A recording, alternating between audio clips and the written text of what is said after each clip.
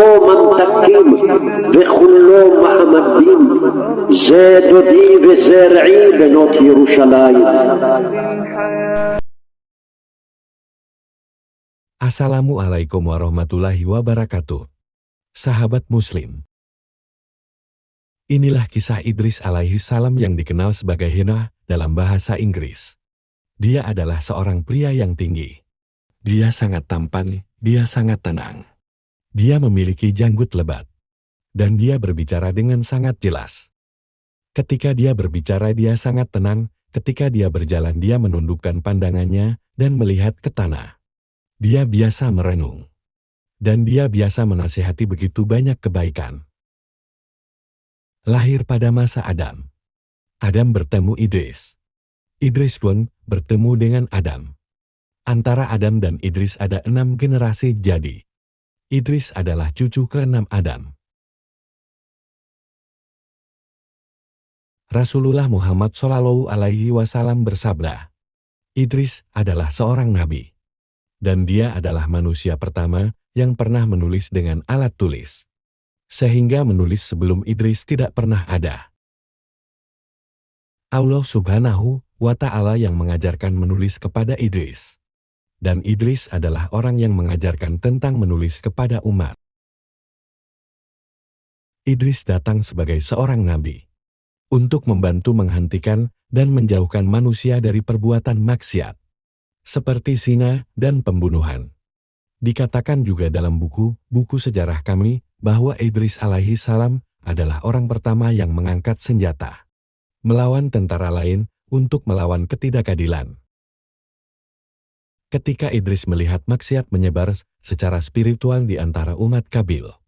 Dan menyebar bahkan di antara umatnya sendiri. Idris pun menyatakan perang melawan pelaku kemaksiatan. Dia menyiapkan pasukan penunggang kuda dan pasukan pejalan kaki. Berperang melawan Bani Kabil dan kemaksiatannya. Dan Allah Subhanahu wa Ta'ala pun memberikan kemenangan kepada Idris alaihi salam.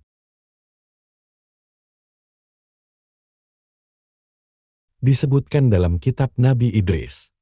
Sesungguhnya dia adalah seseorang yang sangat jujur. Dan sesungguhnya dia adalah seorang nabi. Dan sesungguhnya kami mengangkat derajat yang sangat tinggi bagi Idris alaihi salam. Dia adalah seorang mufassirin. Arti dari derajat yang tinggi adalah, dia diberikan derajat tinggi oleh Allah. Karena dia diberikan nubuat. Dan dia dipuji oleh Allah.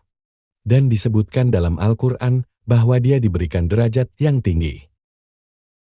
Di tempat lain juga disebutkan, Ismail Idris. Dan Zulkifli alaihi salam. Ketiganya adalah orang-orang yang sangat sabar. Ini adalah kualitas lain dari Idris, dia sangat sabar. Abdullah ibnu Abbas pernah bertanya tentang ayat ini kepada Ubay bin Ka'ab. Ubay pun berkata suatu hari, siap hari Allah akan memberi Idris alaihi salam. Pahala dari semua perbuatan baik yang dikerjakan umat manusia. Idris juga akan mendapatkan pahala dari umat yang hidup di zamannya. Idris bersyukur kepada Allah Subhanahu wa Ta'ala. Dia menyadari satu-satunya cara untuk meningkatkan pahala adalah dengan hidup lebih lama. Dan dia tahu bahwa kematiannya sudah dekat. Idris punya teman dari golongan malaikat. Dan dia berbicara dengan malaikat itu. Dia berkata, kamu tahu bahwa Allah telah menjanjikan saya pahala ini, dan saya ingin mengumpulkan banyak pahala sebelum saya mati. Jadi mengapa kita tidak berbicara dengan malaikat maut? Mari kita lihat apa yang akan malaikat maut katakan. Apakah kamu dapat meminta izin kepada Allah? Semua diputuskan oleh Allah. Namun tidak ada salahnya kita mencoba. Naiklah ke sayapku dan mari kita pergi. Idris dibawa ke langit. Dia melintasi langit pertama. Dia melintasi langit kedua. Dia melintasi langit ketiga. Ketika dia sampai ke langit keempat, Allah telah memerintahkan malaikat maut untuk mengambil jiwa dari Idris alaihi salam. Mereka bertemu dengan malaikat maut. Dan malaikat itu berbicara kepadanya tentang apa yang Idris katakan kepadanya sebelumnya. Dan malaikat maut berkata, tetapi di mana Idris? Dia menjawab, dia ada di punggungku. Malaikat maut berkata, saya diutus Allah untuk menghentikan ruhnya di langit keempat. Saya terus berpikir bagaimana saya bisa menghentikannya di langit keempat ketika dia berada di bumi. Dan akhirnya malaikat maut pun mengambil ruh Idris di langit keempat.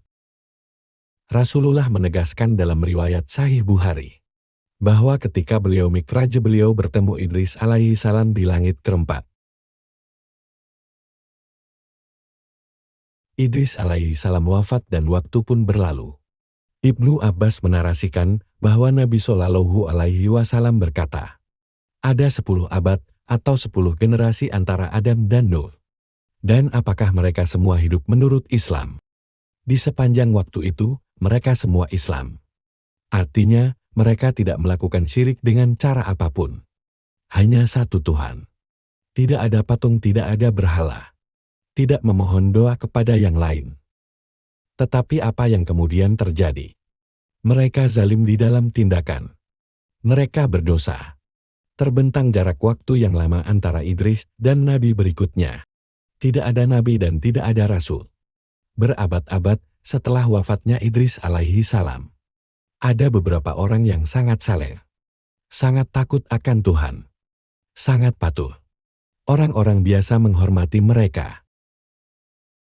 Orang pertama bernama Wat. Orang kedua bernama Suwa. Lalu Yagud, Yakub, dan Nasr. Orang-orang ini sangat dicintai dan dihormati oleh mereka. Ketika mereka meninggal, orang-orang berkumpul di pemakaman Wat. Orang yang pertama.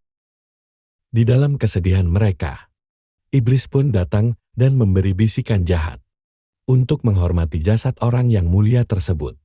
Iblis menyarankan agar dibuatkan patung di atas makam itu. Pada awalnya hanya untuk mengingat kesalehan jenazah dan tidak untuk disembah. Tetapi apa yang terjadi setelah itu? Iblis mengatakan kepada generasi yang datang berikutnya bahwa nenek moyang mereka meninggalkan patung-patung ini karena mereka dulu menyembahnya untuk mengingat Tuhan. Berikutnya mereka mulai memberikan persembahan-persembahan atas nama Wat, Suwa, Yagud, dan Nasr. Mereka memulai doa. Mereka memohon kepada Allah dengan menyebutkan nama-nama mereka. Dan begitulah syirik mulai menyebar di antara orang-orang setelah kematian Idris alaihi salam. Dan syirik mengambil alih dunia, sehingga tidak ada yang mengatakan la ilaha illallah kecuali Nuh alaihi salam. Wassalamualaikum warahmatullahi wabarakatuh.